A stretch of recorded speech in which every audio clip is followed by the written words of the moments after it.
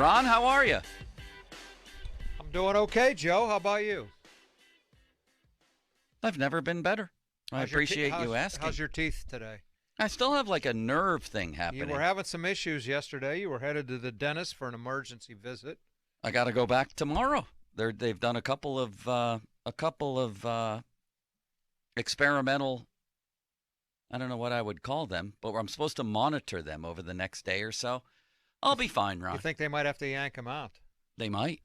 I see you got a nice little hoodie on there, although you don't have it quite balanced over your face. Your left eye is almost covered by your hoodie, and the right side of it goes almost back to your ear. It looks a little whopper. Cattywampus. Have you ever heard that expression, cattywampus? How would you define that exactly? It just looks a little bit odd, off balance. Off balance. Off balance. You look cattywampus. I had my wisdom teeth out the day that Villanova upset Georgetown. Remember that day? Remember where you were watching that game? I do, and I remember where I was when I had my wisdom teeth pulled, but go ahead, tell your story. That was basically it. I watched with my dad. Dr. Nussbaum, my friend's father, ripped out 4 of my wisdom teeth, and there I was in the basement watching what to this day, I don't know, have I ever seen a more unlikely, incredible basketball game than that one? I don't think so. It was amazing. I'll always remember it. I was in spring training with the Pirates, and I watched it at Bob Hertzel, longtime baseball writer in Pittsburgh. Yeah. We watched together and still can't believe it to this day. What'd they shoot, 79%? Oh, just unbelievable. Unbelievable. Probably the biggest upset in college basketball history, at least in a championship game, right? For sure. So How was Hertzy to hang out with? He was all right, you know. Full of stories, right? He covered the Big Red Machine. He covered maybe the two greatest talking managers in history, in Sparky Anderson and Jim Leyland. What a career he had covering those guys. You got to put John Russell up there, Ron. Right? But I was going to tell you where I was when I had my wisdom teeth pulled. Where? I was still living at home, and I'll never forget it. I got up in the morning, and my dog was dead. It just never woke up next to my bed the night before. Oh, my God. And my dad was at work. He worked in the steel mill, and he came home, and I had a dentist appointment. My mother had to take me to the dentist, and when we come home, my dad had the dog buried in the backyard.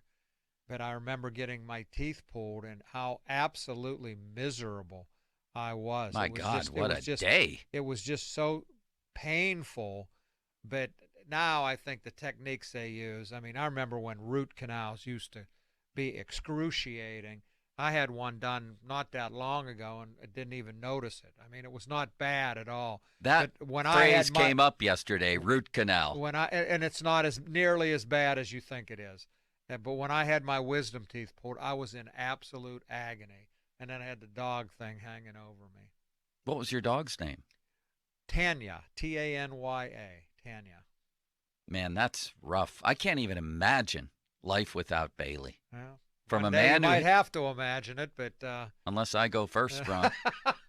that's something positive to look Which forward at this to. rate is entirely possible. You I are- never knew in a life of not liking dogs and liking their owners less. How they could grow on you. Oh my God!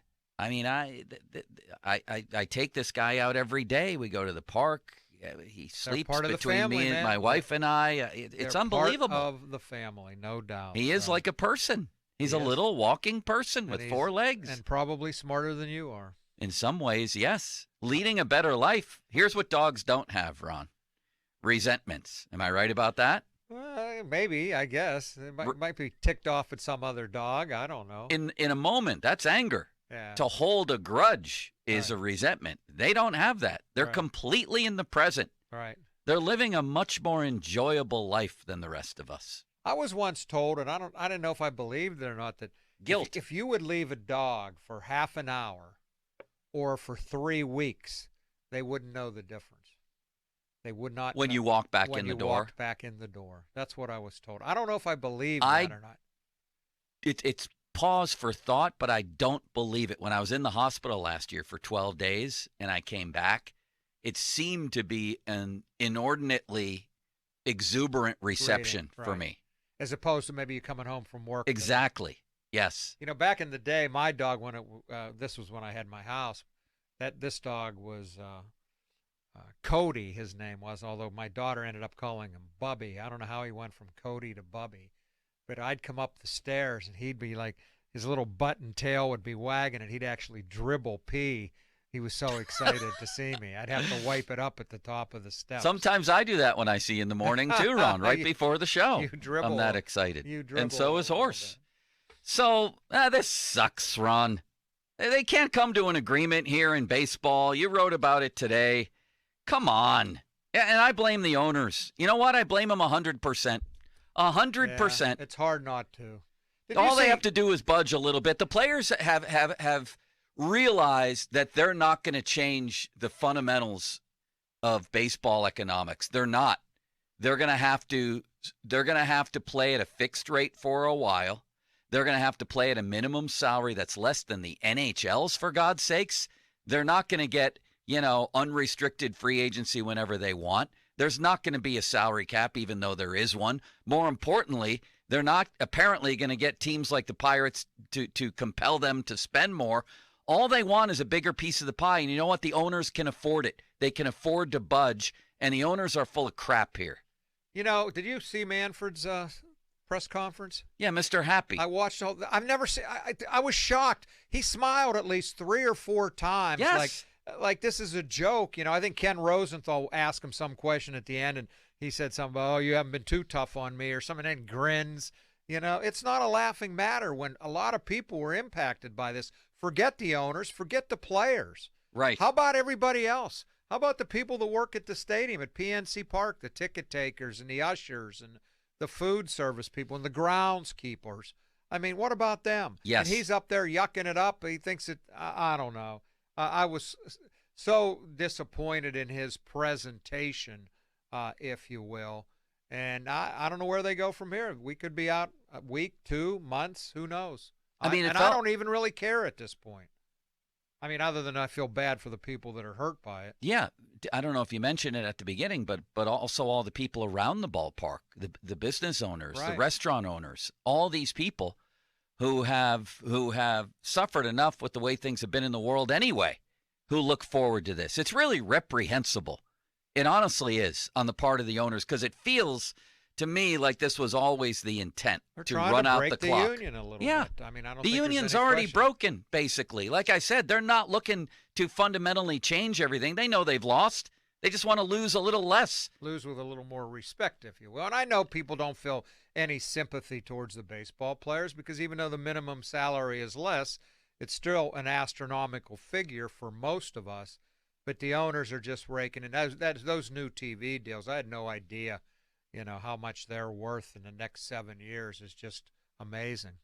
Yeah. I mean, I don't think, from everything I've seen, and the owners love it when we all get bogged down in percentages of bonus pools and Super Twos and competitive balance, because it gets most people to say, forget it. I don't understand it. Just figure it out. Millionaires against billionaires. That's what they want. And they want you to look at things like the Pirates' email to season ticket holders that Jason Mackey reported on today, where it says basically, hey, we tried arbitration, we tried everything.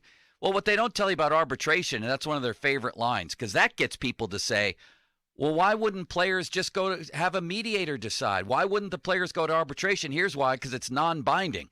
Because the owners, if they didn't like the result, could say, we tried, we don't really like it, and then it just becomes another form of running out the clock, which is basically what they've done. Well, I mean, they're the reason, if you're a worker at the stadium, that you're going to be out of work for who knows how long. They're the reason, if you're a fan, you're not going to see baseball. The lockout started on December 2nd, and they basically did nothing. 43 days. 10 days ago, and then really did nothing until the 2 days before the deadline. I guess Sunday, Monday, they actually negotiated, at least seemed to negotiate. So it's a mess. There's no doubt about it. And baseball, even if baseball comes back in, say they just miss those first 2 series, it's still got a lot of problems. As we talked about many times, the game's pace just isn't made for modern day America. They're losing younger fans who don't want to sit at a game for 4 hours. And I don't know how you get by. I found. But that doesn't stop those billion-dollar TV deals from Well, I rolling don't in. want to know how long if that'll last forever, though. No, it won't last It won't forever. last forever. But I went back. One of my favorite stats I went back to and I included today in my column was Game 7 of the 1960 World Series. Yeah, Not one strikeout on either side in that game. Think about that. it's amazing. Not one strikeout. A 10-9 game, 2 hours and 36 minutes. Yeah. How did we go from that point to where we are now? Commercials, walk-up music. Jim Leland blames walk-up music for a lot. Guys changing their batting glove after every pitch, reattaching it. Yeah. Pitchers taking forever to throw the ball in. 2 hours and 36 minutes in a game that 19 runs were scored. Right. Unbelievable. The no strikeout thing gets me, too. Well, that's why I'd love them to move the mound back a little bit, but that's Another like a different discussion. The discussion here is how the owners could budge a little bit and get games going, but they don't want to. They want to squeeze every last penny. They don't care about you. They don't care about the players. They don't care about the people working around the ballpark. They don't. I mean, that's clear by their actions.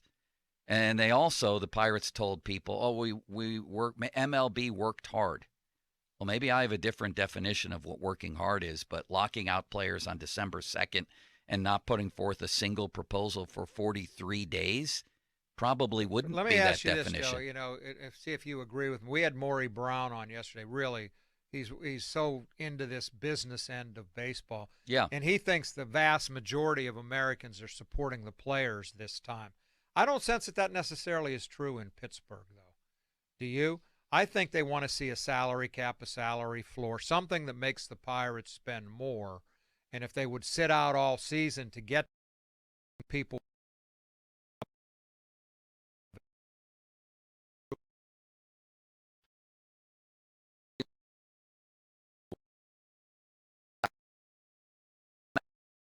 teams. though, I don't think they want a floor. They want the cap to be the de facto cap, and as you've pointed out many times, it's a de facto salary cap because teams don't spend over the limit, and Major League Baseball wants to drop it, and the players want it to be increase. And I love Manfred saying the owners are 100% behind this. I just wondered, is Hal Steinbrenner behind this? Right. Is John Henry in Boston behind this? They have which part? That they want the de facto cap to be lower, that they're in support of it. I don't know that that's true or not. I don't know that that's true because they have the money to spend, and they'd probably like to spend more. Well, why don't they break it then? Because they feel pressure from other owners not Probably. to? I mean, all it is a tax. If you have that kind of money, who cares? Yeah, but I mean, a tax can be pretty severe. What's a percentage of it? It's pretty high. I don't know that anyone wants to just throw money away in a tax, but we'll see. A couple teams go over. One usually goes over it every year. I don't know. To answer your question, I just think people around here want to see the Pirates have a better chance of winning. Well, there's no chance of that happening, though. Like when the NHL went dark, it was very clear this is about a salary cap. Fans could latch onto that and say it'll give the Penguins wasn't going to be here without it. And also it would give the Penguins a better chance to win. It was very cut and dried with the NHL work stoppage. Here it's not, and there's no win out there. How do fans here win? If they impose a salary floor? Well, if they pay them, make the Pirates have to spend more. I know is that even on the table? No, it's not. So why would people get behind a long work stoppage without a carrot at the end of the tunnel, so to speak? Okay, yeah, Ray Fittipaldo. I don't know. I hear people say, the Pirates have no chance of winning in this economic system. Right. Manfred we have a disparity problem. He admitted that. Yes, that's the first time I've ever heard him say that. Do you agree with him? Yeah, to a degree. I mean, absolutely. I know Pompiani agrees 100%. I mean, I think the Pirates could have done more over the years themselves to do better than what they did. What's Manfred doing about it? What's on the table to fix that? That's his point is if we keep the de facto cap, the tax lower, the big market teams aren't going to spend as much. And that's what the players are railing at. But what does that do to fix the disparity? Okay, so it's at 230 million, and the Pirates spent $51 million. Right. It's still a disparity. Meanwhile, a disparity. It's like a different world. It is. But meanwhile, Ron, I mean, here's the facts of the matter. Since the salary cap in baseball arrived in the form of the luxury tax in 2003, this is from Jeff Passan. 13 major league franchises have won the World Series and 19 have played in it. That's the exact same number of teams as in the salary-capped NFL. Far better than the 9 champions and 14 competitors in the salary-capped NBA. And right on par with the NHL, 11 Stanley Cup winners, 21 finalists. Sorry, but the facts are the facts. Right. I can't argue with that anymore. No, it's and if it's unfair in quotes to Bob Nutting or the Miami Marlins or somebody like that, spend more. Right.